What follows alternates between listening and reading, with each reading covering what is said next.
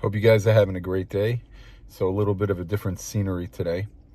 Today we're going to talk about the rainbow and its significance in a way which I think most people don't understand, and the power of sensitivity.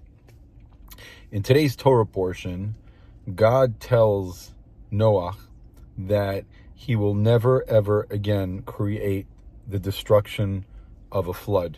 He will never destroy the world again, and the reminder will be the rainbow. Whenever we see a rainbow in the sky, we should be reminded that God's getting a little upset. He would consider destroying the world based on current events, but he made his commitment. The other thing that's interesting is that we know God spoke to Noah. He never spoke to his children. This isn't something we're familiar with. Yet the wording in the pasuk in the Torah says that he spoke to him and he spoke to his sons. And I think there's a couple of lessons to learn here. First of all, making our way backwards.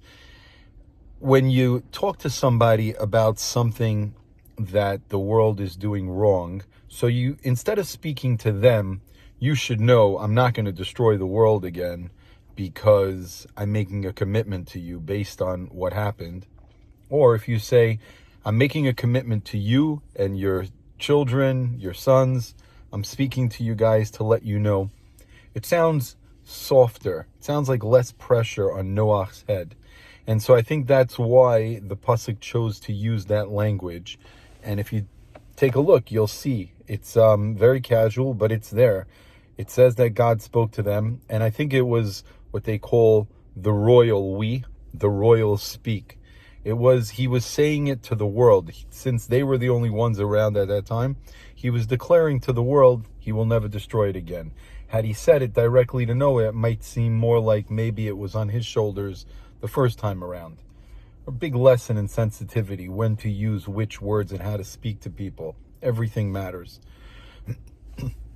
Now, as far as the rainbow, isn't that interesting? One of the most beautiful things in the world that people say is a rainbow. Wow, come outside, kids, look out the window. There's a beautiful rainbow today. Isn't that ironic? Something that's supposed to be a reminder that the world's not getting destroyed, a reminder that God is less than pleased, and we look at it and we say, look how beautiful.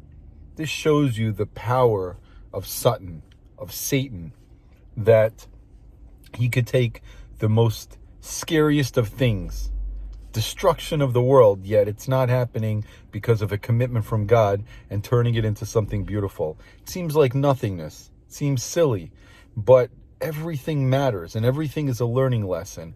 And when a person says to themselves, oh my gosh, the world talks about the biggest threat to mankind as something beautiful, then we realize how lost we are. And we know we're lost. We're in a world where we need to be found. We need to be saved. We need to move forward.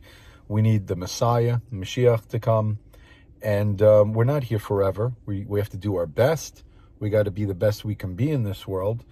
But if everything made sense, then what would there be to say, hey, we need to move on from this world. We need to get going. We need God to save us, Mashiach to come, and we need to move on to the next world. So therefore, it's kind of interesting, but very telling, that the item that's the biggest reminder that the world won't be destroyed is looked at by kids throughout the world as, ooh, look, how beautiful. Interesting thing to think about.